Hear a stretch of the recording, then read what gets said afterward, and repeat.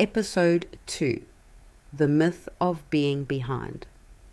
There is a quiet fear many people carry. It doesn't shout, it doesn't panic, it whispers. It says, you should be further by now, further along, more accomplished, more settled, more certain.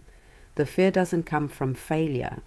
It comes from comparison. Everywhere, progress is displayed, milestones announced, wins summarized, lives reduced to highlights. No one shows the pauses, the detours, the years where nothing obvious happens, so people look at their own lives and feel late. The myth says life moves on a single track, that there is a correct pace, a proper order.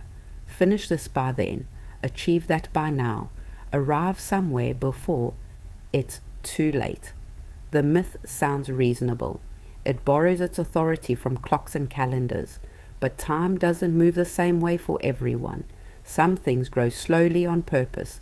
Some lessons refuse to arrive early. Some paths only make sense in hindsight. What looks like delay is often accumulation. Some people begin to notice something else. The moments that shape them most rarely happen on schedule. They happen after false starts, after wrong turns, after long stretches that feel unproductive. Nothing was wasted, it just wasn't visible yet. The myth of being behind collapses quietly, not because everyone catches up, but because there was never a single place to arrive. Life isn't a race with checkpoints. It's a movement with rhythms, and not all rhythms are fast. Once that settles in, something loosens. The pressure to rush fades. The urge to measure softens. People stop asking, why am I not there yet? And start asking, what am I learning now?